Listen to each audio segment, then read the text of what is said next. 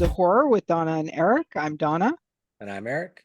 and we're continuing on with our Texas AuthorCon and Book Festival interviews with Chris Miller. How you doing, Chris? I'm doing great. How are you guys? We're Pretty doing good. good. Excellent. Yeah, Chris is returning to the show. He was at the event last year. He's an And he'll- original. he's an Been at original. all Oh of yeah, them. I'm an OG. Yep. Yep. I'm on the board of directors. Ooh, fancy. I don't direct a whole lot, but I like to say that. Yeah. Highlighted on the resume. Yeah. Yep. yeah. Yeah, get you out there. So let's start off with some fun little questions here. What's your favorite Universal monster? Favorite Universal monster. I would probably go with Frankenstein's monster. I think that has the most emotional depth of any of them. But the Wolfman's close. If you're talking about the old school Mhm. from the 30s, I think it was. Yeah. Was it Lon Chaney Jr. that played him? Yep.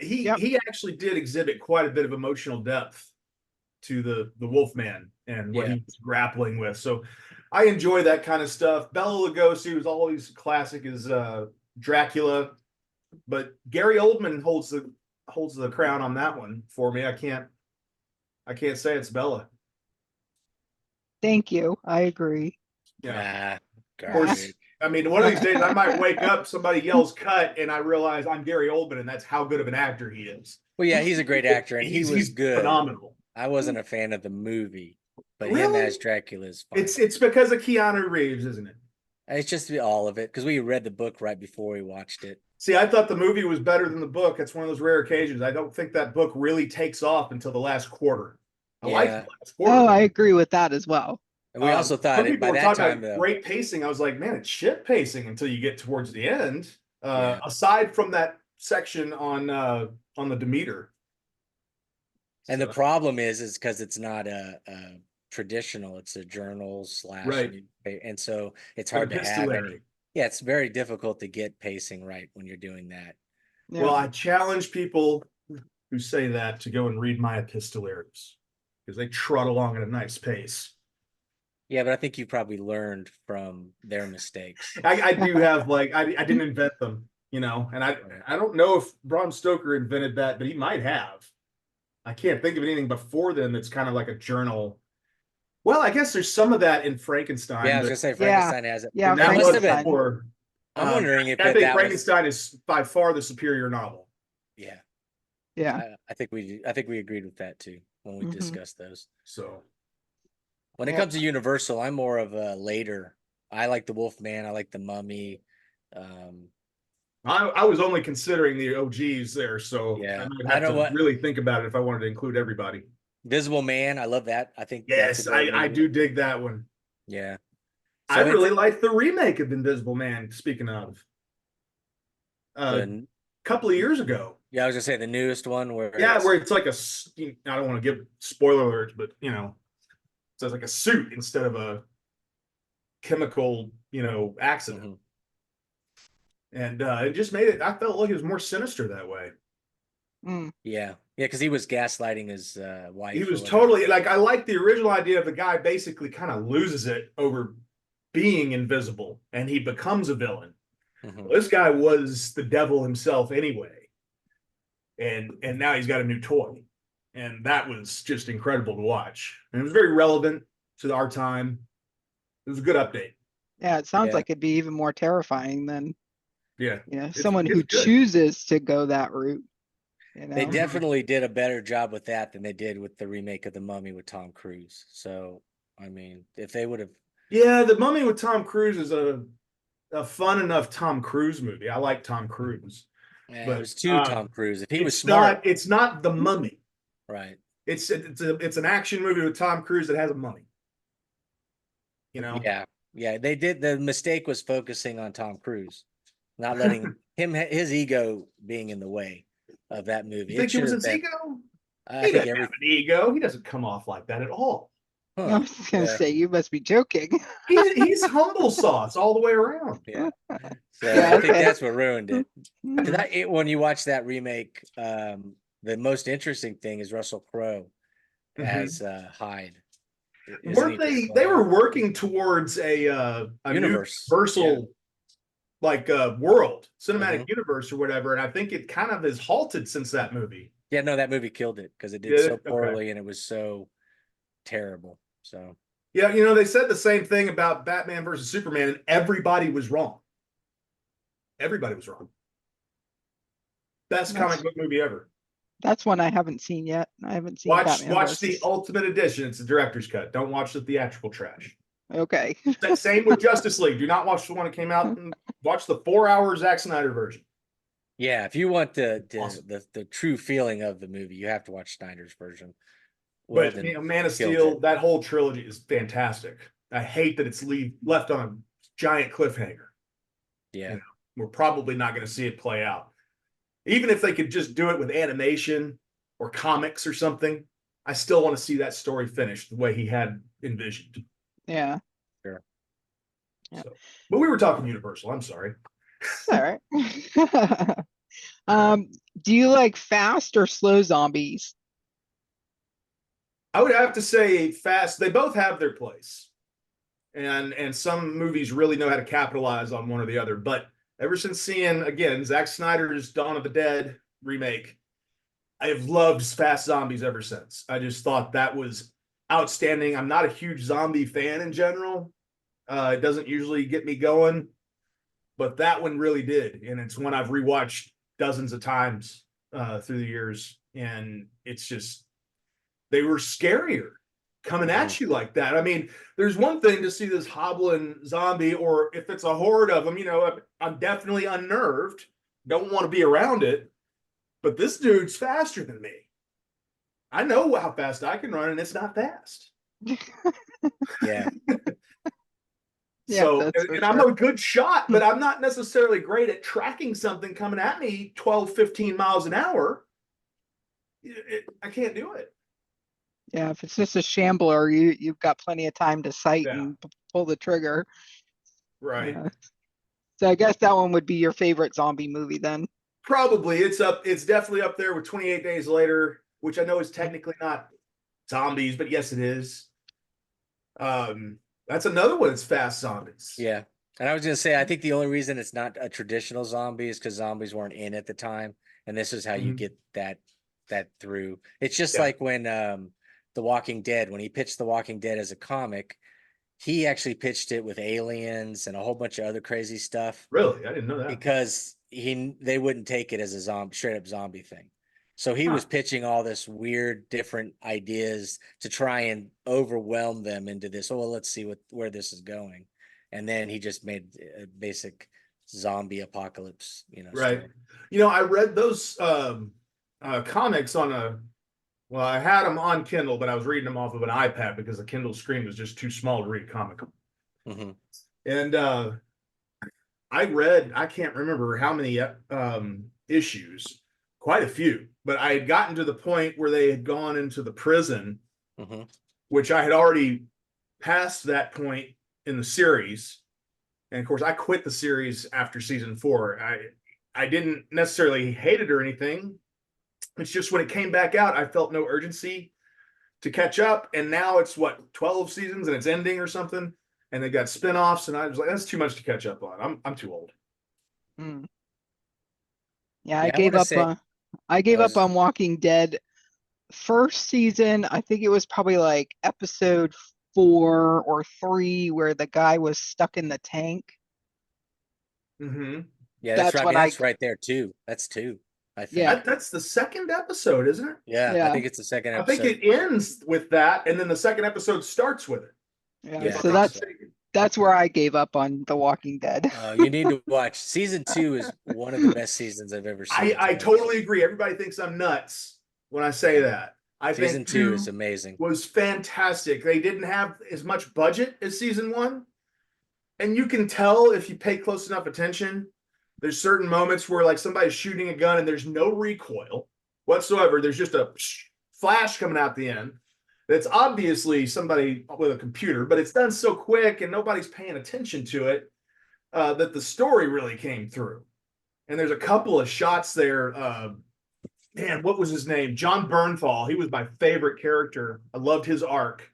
It was a shame he got killed off so early in the series, but that scene where he comes up to that barn, and I think as a young girl comes out. Yeah. My God, that was Spoiler powerful. alert. Yeah. I don't want to give too much away if somebody really wants to go back and watch it for the first time. But it was Yeah. good. Yeah, no, Yeah. it's really good. And then you can see Rick come into his own in the second. Yes. And then he slowly and then by the beginning of the third, he's pretty much, the badass that we love with Rick. Right. As he takes over and stops trying to be so diplomatic with everything. Was that the season, or was it the fourth one where he had been trying to, as often as possible, let's not shoot them.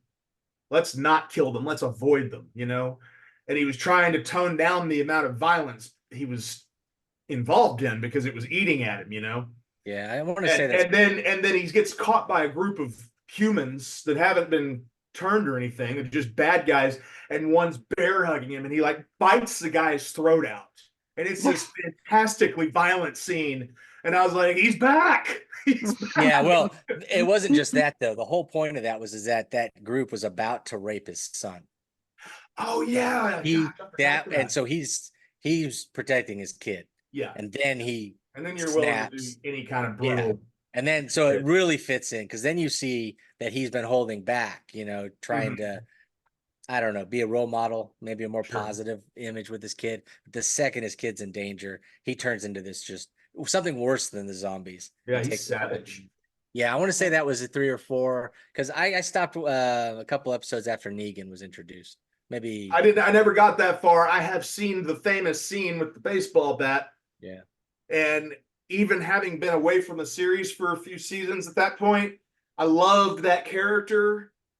And it really was a gut punch. Just watching the clip on YouTube. Yeah, it was shocking, because that was that one where they kind of tried to sell you that it could be like 6 or 7 different people, and they really built it over the break. And then when they come back and they show that first episode, and then they killed such an important character, then you're like, oh yeah. And not only, he was so universally likable. Yeah. Like, not every character everybody liked him. Yeah. And it just, and the gore and the eyeball thing and all that stuff. You typically don't show that of somebody you like. You may kill them off in a movie or in a book, but you typically don't describe this horrific gore going on because you care so much about him. You just know it's terrible, it's awful, we move on. They showed it all, and that made it even harder. Yeah. All right. I bet you Donna's like, I have no idea what's going on. No. No, I know who Negan is. I've heard the name, even though I've not watched the show. Everybody knows who Negan is. You see him at cons all the time. I'll be honest with you, he's way too personable on the show. The actor's so good. I mean, he's a wonderful villain in the comic. If you read it, you hate him 1,000 times more. The character on the page is 10 times worse, because the other guy, the actor, is just so good. You can he's got so much charisma. Yeah. So that's the one thing I didn't like about him, was just how, I mean, I guess that added to how evil he was when you're watching it, but you could easily see yourself siding with him in the TV show. In the comic, he's really a bad guy. So yeah, there's nothing wrong with a bad guy. No, yeah, I'm not saying that. I'm not saying there is. And I enjoy a good villain. Really, somebody you can love to hate. And they get all the ladies too, Well, yeah, in his case, I think it was more by force, but yeah, but it's the apocalypse. Yeah, it's like, you have choice, me or I'll throw you out of our civilization. Right. And, it's weird how they all kept picking him. I don't get limited options. Limited options. Yeah. So, do you have a favorite cryptid? I guess it would probably be just Sasquatch, Bigfoot. Daryl. I've never been into a bunch of different cryptids before. I mean, I've read a few books that had them, like these little bitty hairy troll guys with teeth. It was a Brian Keene book, The Island or something like that. They're filming a reality show. Castaway, that's it. Castaway. The Island's Layman. guy you love. Yeah, Layman. Yeah. Yeah. Anyway, yeah, I read that and I enjoyed it, but there were so many of them. The first half of the book, it's a little bit more creepy. Second half goes into full balls to the wall action, which I also enjoy. But when you have like one mysterious cryptid creature, is it there? Is it not? And then the big reveal. Oh my God, it's more nightmarish to me that way. Yeah. I wonder how many, of us in the community as children were drawn, because I remember reading about Bigfoot from the beginning. Just Oh yeah. totally fascinated with the idea of a giant, Mhm. ape-like creature just hanging out in the woods. I But read a book. It's called Monster by Frank Peretti, who is a fundamentalist Christian author. Okay.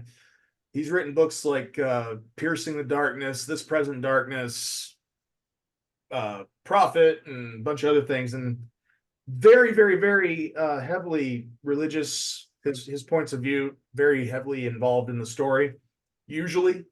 But a Monster, it's not like at all, if I remember, right? It doesn't have a bunch of sex scenes, doesn't have any, uh, you know, bad swearing or anything like that. But aside from that, it's just like a standard novel, and it's about a woman that goes missing in the woods I want to say it's in Appalachia somewhere, or it might have been the Northwest. Actually, I think it was the Northwest. Come to think of it. And she goes missing, and she's taken in by this Sasquatch, and she's terrified of it. It's exhibiting, temper and violent tendencies and stuff. But she finds that if she tempers herself properly, it calms down, and before she knows it, it's taken her into a small family of these things.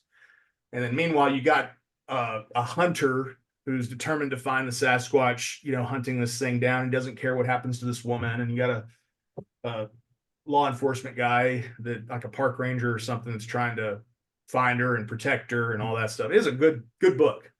And at the end of it, I laughed really hard because the author had this like 10-page advertisement for searching for these things in real life. oh gosh. Like he actually believes it, apparently. Unless it was just another marketing thing. But I laughed pretty hard. But that's a good book. That was a I was good. gonna say a lot of people believe in it. I mean, there's multiple shows, people chasing Bigfoot. And Yeah, yeah, you're right. You're right. I need to see a little bit more evidence than a blurry camera. Yeah. It's funny because with cryptids, I wasn't really, everybody knows Bigfoot. Like, we had Harry and the Hendersons back in the Sure. 80s, 90s, late 80s, early 90s. I can't remember when. And it's actually only until I started reading indie horror and interacting with other horror fans that I've heard about the Jersey Devil and the Mothman. And Mhm. I mean, obviously, I shouldn't say that because I had heard of a chupacabra. Yes, I had heard about that one. Yeah. And Right. but all these different the cryptids Goat Man. the Goat Man. I I never have knew now about heard the about the goat. Goat Man. Yeah. Even though I lived in Kentucky, I never heard of the Goat Man, Did you live in Pope Lick? I did not. Because I they had a lived in bad time. yeah. I heard there was some kind of massacre. Yeah. Yeah, a bunch of silly People rabbits should, got involved. yeah, I know. People should check it out, if they don't know anything about it. So Yeah. factually it's correct. yeah. Yeah, you've got Definitely. like a nonfiction pair of books about that, right? Yep. Journals I found and Yeah, republished. hidden cameras and cave walls. Yeah. Translations of found footage. I think that's one of my favorite things about indie horror is how everybody leans into some of these, creature features, cryptid, Yeah. Yeah, I myths think and legends. I think the big traditional publishers, of course, they're all about the bottom line. How much money is this going to bring in? And that's what's Mhm. important. And if you're somebody like Stephen King or John Grisham, they know if it's a shopping list, they're going to make money off of it.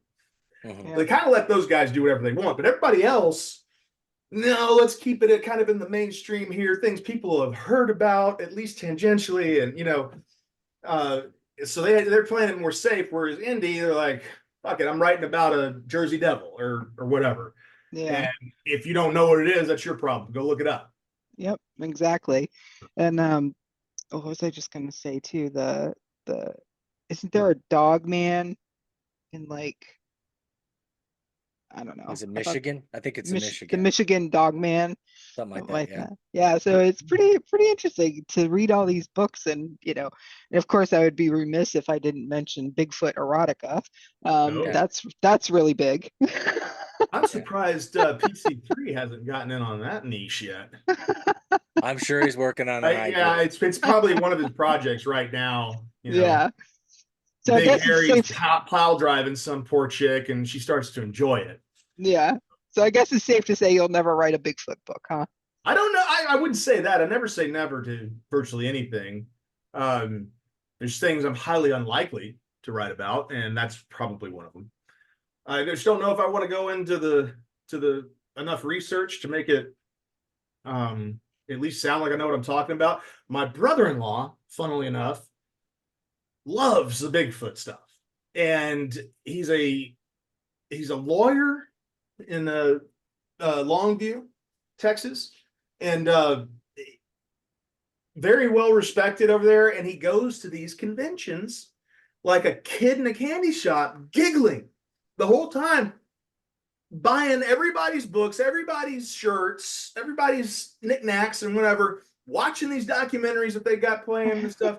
And his poor wife, my sister, she's also a lawyer, very well respected, and she's just like, "Oh my God in heaven, why am I here?" Well, I mean, he's not going to be at the event this year, but last year, what Richard Rose, he has a series of Bigfoot. Yeah. Yeah, he does. Okay. And he was at a Bigfoot convention last Yep. year, Yep. and I'm sure he'll After, be there again. Yeah. yeah, it Yeah, was they had one in after. Tyler a few years back, and I ended up having to stop by there to bring something to my sister. I can't remember what it was at this point or why on earth I needed to go there to do it, but I did, and I looked and I literally I felt like I was in an asylum. People had tinfoil hats on. Maybe she was trying to get you to do an intervention with her husband. I don't know. I think she wanted me to take her, like, get me out of here or something. I'm like, no, you're with your husband. You stay. Take You me know, show with you. support. I don't know. I think it'd be kind of cool to go to a Bigfoot convention at Yeah. least once, just to experience. I was there all of 10 minutes, texted her, "Where are you?" Trying to find her, working my way around, and then got out of there. But I don't know. Looking back, I'm thinking like you. Yeah, I kind of would like to go in there with a little bit different mindset and just fly on the wall, Yeah. Yeah. interact a little bit, but just kind of watch everybody. Yeah. Yeah. See which ones are just playing it up for the fun of it, and which ones are really batshit. It's like the alien conventions. Those are really fun too. You Mhm. see the Yeah, people that yeah. are really sold into that. So yeah, it's all interesting what everybody kind of gravitates towards. Yeah. Yeah. I mean, I would love to go to Roswell. Uh-huh. I'm Yeah, that not would be saying cool. I believe in aliens or I don't believe in aliens, but But you want to believe, right? but I want to believe. Yeah. I believe that there's aliens. I'm pretty well convinced of it, but I'm not convinced that any of them have ever visited us, because what we're 13.8 billion years old universe. We only evolved in the last 4.5 billion years on Earth. Yeah. And us in particular with the higher intelligence, it's like the last million years or so, when we first started popping up into what we are today. If it's anything similar to that for anybody else out there in any galaxy anywhere, it's so far away, they're probably no more technologically advanced than we are, and they can't get to us any faster than we could possibly get to them. We can't even leave our solar system with people yet. Yeah. And if they can, they We've drive barely by been our to the planet moon. and lock the doors as they're going by. Yeah, but I absolutely love alien stories. Yeah. That's something I do want to write more about. I've done a couple of smaller ones, but I've got a huge, gigantic idea for a novel, and I was writing it with M. Innenbach, but we lost steam on it a couple of years ago and moved on to some other things. And I'm thinking if he would take the parts that he wrote, I take the parts that I wrote and release them separately, but in the same universe, that would be a lot of fun. And then I've got ideas for another 10 books after that. I Wow. love space. I love all that kind of stuff. aliens, interdimensional travel, all that is fun. But Bigfoot, I'm probably not gonna.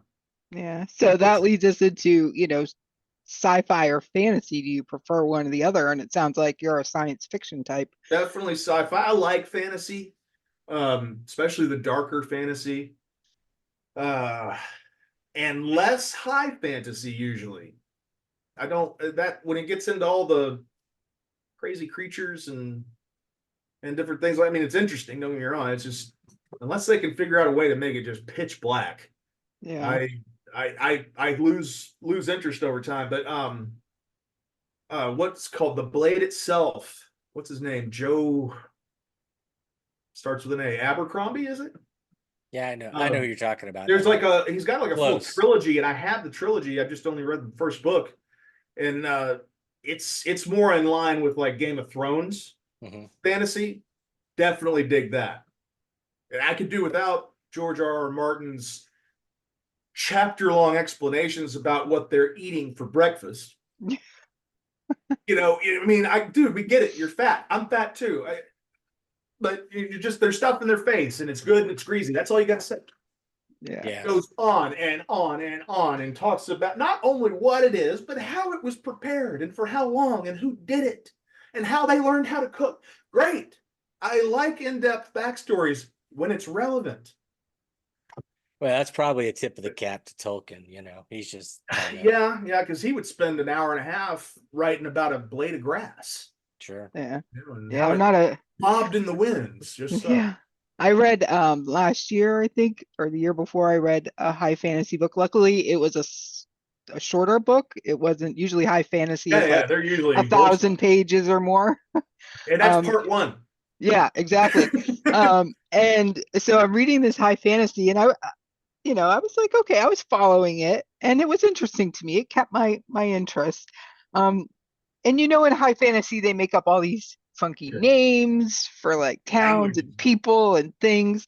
And then I just like was thrown off because it said something about a potato. And I'm like, if you can make this weird name for like the clothing and the people's names and the vehicles that they're riding in, can't you come up with something fancy for what they This is eat? how I was grounding the story, and people could really connect. It's Yeah, not yeah. a potato. That's exactly it right there. Yeah.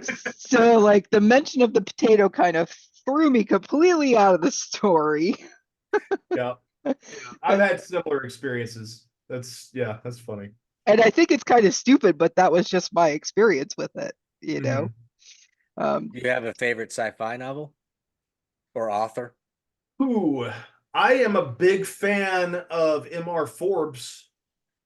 He's got dozens of books out, and from what I can tell, virtually every one of them exists in the same universe. And I'm talking series of books that are anywhere from 6 to 10 books long.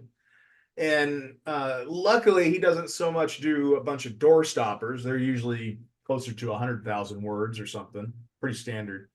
But he'll leave you hanging at the end, giant cliffhanger, and then you gotta go on to the next one. And he's not the best at writing prose per se, and sometimes his dialogue feels a little off or cheesy, but the stories themselves and the action scenes, he really knows how to write an action scene.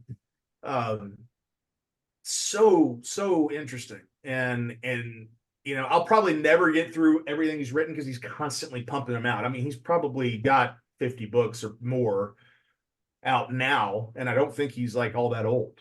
So he's probably going to be around for a while and keep making money at it. But he's one of my favorites. I listen to him quite a bit. And Scott Siegler, who's actually a New York Times bestseller, he's written a bunch of different stuff. He's written in the Alien world universe. I think it's called Phalanx or something. Anyway, it's a tribe of people that are on a more primitive planet, but it's way in the future. And world's been overrun with these demons. And this young woman learns about the Phalanx strategy of war fighting. And was able to use that effectively against these monsters, and it turned out they're the aliens from the series. He did one called Nocturnal that's an urban fantasy, but it's got a lot of sci-fi in it. It was awesome. And he's got a new one called The Crypt. I haven't read it yet, but I've got it. Where it's what did they say? It was like a space opera, like a military thing meets Event Horizon, because there's cool. a ship that slips in, it does interdimensional travel. It goes into a different dimension and then pops back into our plane elsewhere faster than the speed of light. But the problem is all the people on the ship are dealing with hallucinations, psychotic breaks, all these things that happen when they go into the interdimensional space. So like 80% of the people that are ever assigned to be on this ship die. That's how high their mortality rate is. So that synopsis caught my eye, and I'm going to probably be reading it soon. I'm finishing up a Carl Sagan nonfiction book right now. So Very cool. Yeah. Now tell us, what project that you've been involved in, maybe something you're currently working on or a past book that you've put out, which would you like to see made into a movie? There's probably 3 or 4. That's okay. Vie for the top position. He's like all of them. All of them. I want to see everything in film, you know.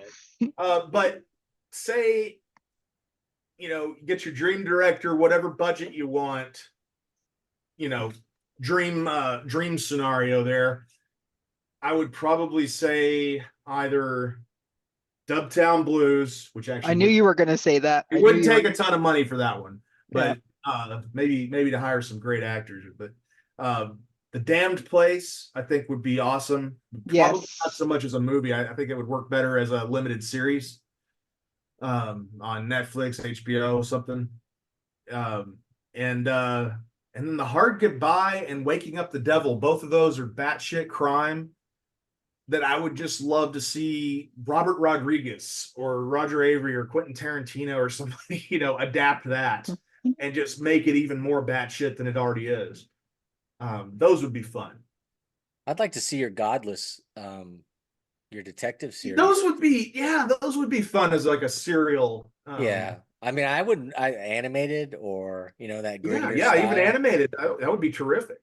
Yeah, I think those are even a fun comic. stories. If somebody wanted to do some drawings and ink work, leave it all black and white, and it would go really well with that. I don't know, what was it, like 10 years ago, Marvel and DC started putting out those motion comics where it was like a 30-minute thing you could watch on Netflix or whatever. It was basically the comic book, and they'd somehow put motion through the pictures.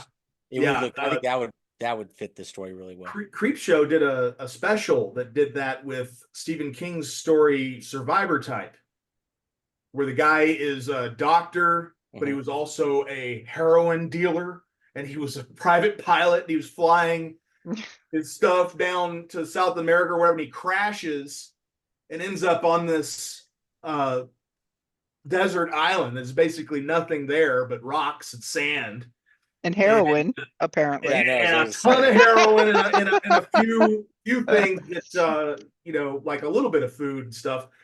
And it just gets worse and worse and worse. And that one was done kind of like what you're talking about. It looked like a comic book, but like a camera was zooming in and panning around the panels, and then go to the next one, and you see the word bubbles or whatever. But Kiefer Sutherland is narrating it at the same time. Very cool. Yeah. And so he's got a great voice, and that came out awesome. Nice. Yeah, I'd really like to see The Damned Place, because you know I've read that and I really enjoyed it. Thank you. I'd really like to see that as either a mini series on Netflix, or and they could easily do it in 2 seasons or 3 seasons, even with the sequel, if they wanted to involve that. You know. Yeah. Yeah, already angling for 2 more seasons. Well, dude, I'll take whatever they give me. If you want to throw me money, do what you want. I don't care. I'm picturing this as make them all elves. If you want. No, I was like, I picture this as a 10 season project, and we need to. That's how we're gonna Start at 10, and if I get 2 or 3, I'm happy. Yeah. Right. You know? Start high and work your way back if you need to. Right. Uh, so tell us, what's your most recent release that you've had, and any projects that you're currently working on, if you can divulge that information. Yeah, I probably can.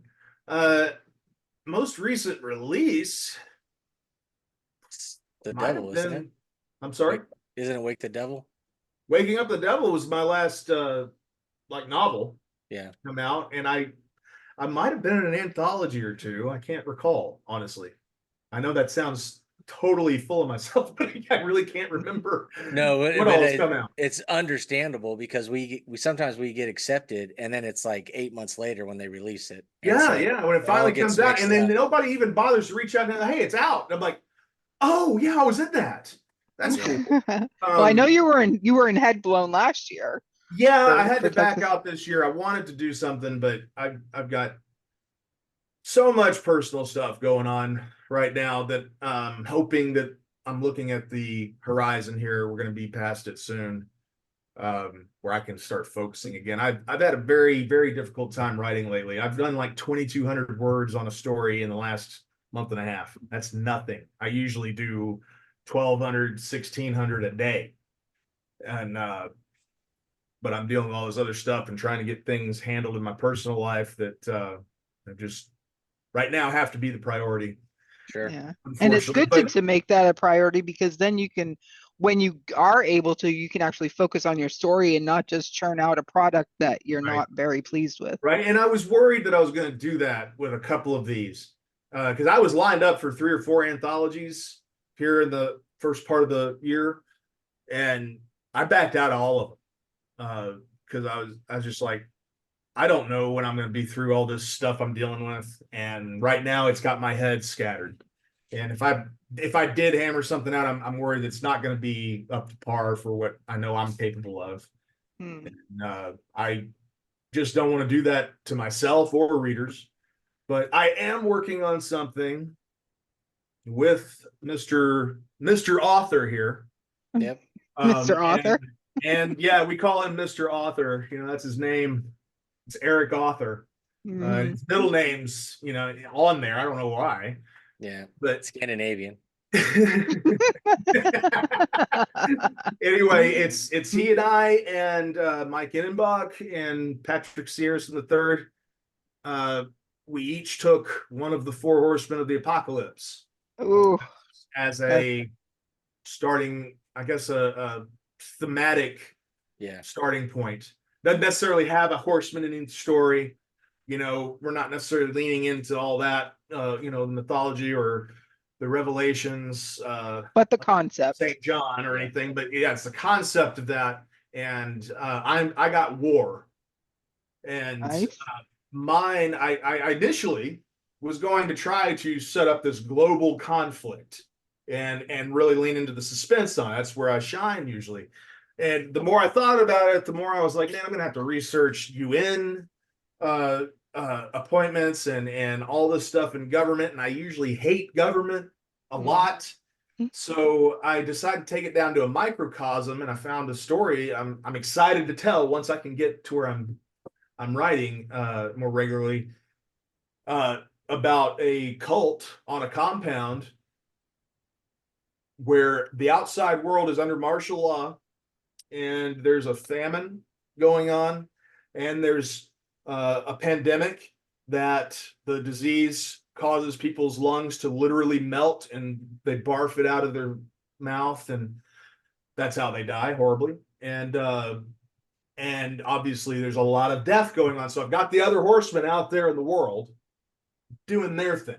And I don't know if these guys are going to be anywhere close to what I've got, but we decided we're not going to try to tie them all together. So in my world, those guys are out there, and the place is surrounded by the ATF. And they've just murdered the prophet themselves. And the leader of the ATF lets the reader know he started exhibiting symptoms of this pandemic, this disease that's going around, but he hasn't told anybody. And he's convinced, because everybody in this compound is healthy, Everybody has food. They have a garden that they tend together, a giant one. And so they're taking care of themselves in their own very well, and they're healthy. And he's convinced they've got some sort of cure in there. And Okay. so now he's trying to use his powers, especially under martial law, to come in here. So we're dealing with basically a retelling of the Waco siege in Texas back in the 90s with the Branch Davidians. Mm. But you're actually going to root for the cultists a little more than you are the government. Both sides are crazy, but there's a few redeemable characters, or ones that you at least can relate to in the cult side. And so that's what I'm working on. If I can get the dam to break, I could probably have it knocked out in a few days. But Yeah. I Now, can is this already going to see it. be? Is this going to be really? Are they all 4 stories going to be released together, or are they going to be That was the released idea. separately? We were going to put them out Yeah, as put 'em in as one book. volume. Okay. And we were shooting for Frightmare to have it done. Honestly, I don't know if I'm going to be there. We'll see. I mean, I'll be at Frightmare, but I don't know if I'm going to have it finished by then Yeah. or in time. Eric, you got Pestilence, didn't you? Yeah, and it's about this ATF agent who gets no, I'm just kidding. Man, the odds, huh? I know. I was like, wow. I just been brainstorming, and this thing came to me about an ATF agent. So, Yeah. no, I've got Pestilence, and I'm working on it. I hope to have it done soon. So. I know, Chris, you went all blurry. I'm like, What in the world is going on? I just got new glasses, man. You're making me feel like. I can't. I've noticed. There you are. There we go. Yeah, sometimes the thumb helps. Yeah. Get it So to I guessed focus. right. I guessed right. You do have Pestilence. You're not I joking. do. Yeah, That's no, cool. yeah. He does. Cool. Nice. We actually, Patrick couldn't remember if he had pestilence or famine this weekend. I was out hanging out with him, and I was like, well, you should probably figure that out with Eric before you get too far in your story, because he's telling me about it, and the way that his story sounded, it could be famine or pestilence. Yeah, I've noticed that though as I'm working on it. We are all gonna have Yeah. so much crossing over and all the horsemen in Yeah, there. that's why I decided to put all the horsemen, Yeah. outside in the background, going on, because it was inevitably going to, tumble over each other. I bet though, Mike probably figures out a way to do it differently. Yeah, Mike's got an interesting. Everything he does is Yeah. different. Yeah. So that's cool. I'm really looking forward to that. I love the 4 Horsemen. I will read anything to do with the 4 Horsemen. Yes. Yeah, they're cool. We should probably plan on doing an episode where all 4 of you are on. That would be great. around the release. Yeah. Yeah, that'd be great. That would be really cool. So yeah, You got Chris, it there. tell us, where can people find you? Your books, events Well, you may be doing. I've got some books back here on my shelf, but I'm not going to give you my address. I do have a website that I'm probably going to let go, because I just don't keep it up, and I'm moving on to. I'm trying to get where I rework myself into Substack. Use that as my place to start sending everybody, but I haven't really got it rolling yet. But Facebook, you can find me. I'm the one that's I think it says 3-time Splatterpunk Award nominee in my bio. That's me, and the guy that looks like me. And I'm no longer on Twitter. I gave it up. I think it still exists, my account, but I never get on it anymore. I gave up. It's just an absolute dumpster fire nightmare over there. And it's basically the same on Facebook, but that's where I have the most interaction. So, but those are the 2 places to find me online. And if you want to read my books, they're all on Amazon. And if you've gotten anything such as Dubtown Blues or In the House or Miranda, or I think even Moobs, the limited edition that you can only get through me, they have in the back a page that's got 2 QR codes, one that'll take you to Amazon and everything I've got available, one that'll take you to Audible with everything I've got available in audiobook. And so if you got one of those, that makes it real easy. Yeah. Now tell me, because I remember when we talked last year, you had mentioned that Dust was going to go out of print for a short bit. I was wrong. You were wrong? I mean, Okay. technically it did disappear for a short minute, but it wasn't out of print necessarily. course, it was Death's Head Press that Yeah. originally did the whole series and published it. But then they were bought by Dead Sky Publishing, I want to say is the name of it. They partnered first with Stygian Sky Media, and then ended up selling to Dead Sky Publishing, and I think the imprint Death's Head Press still exists. But what they did was they took all of the books that they decided to keep. They actually did let a lot of people out of contracts and just let them know, hey, we're not going to continue publishing this.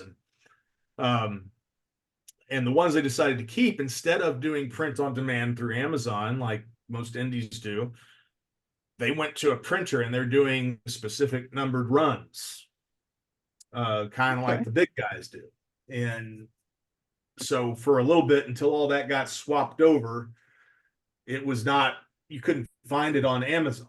You know, you had to find it on eBay. Somebody else had it, you know, and you could buy it from them or something. But and they did the same thing with Shattered Skies. So either one, you have to get it through them. It's still on Amazon, but it's no longer printed by Amazon.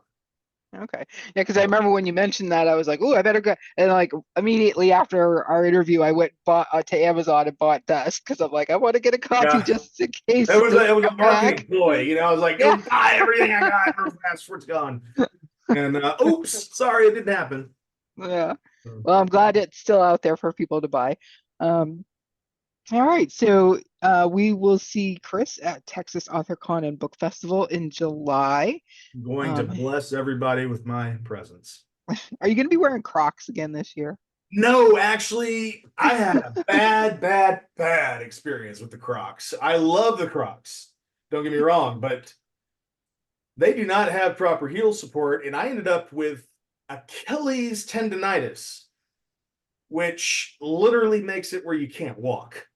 It's so painful. It's unreal. I had to go get a steroid shot and take a pack of steroid pills for like 6 days, and I got better. And then a few weeks ago, I've been working from home. I decided to get up and just plod around in my house slippers for a few days. 5 days later, I'm back at the doctor, barely able to walk, having to get another shot. So I have to wear shoes that have good heel support. Wow, that's crazy. So no Crocs for me, unfortunately. All right. Well, that's good. You got to have good support for your feet. Absolutely. I'm jealous of everybody that can do it, you know, can wear Crocs. I can't. Yeah. And I got like 6 pair in there that are just useless. Oh, geez. That's a bummer. Sign them and sell them. Yep. Yes. You can sell them for more if they, well, that's an OnlyFans thing, I guess. Yeah, I was going to say, I could sell them alongside my used underwear unwashed. Yeah. You know, maybe my exhausted deodorant stick. How many people want that? Let's start the bidding. We can do a silent auction. Chris's old Crocs. All right. Well, thanks, Chris, for joining us. We'll have links to Chris's Amazon page in the description of the video where you can find him. Also, in a link to the Eventbrite where you can get your tickets for the event. And we will see you all there. Take it easy.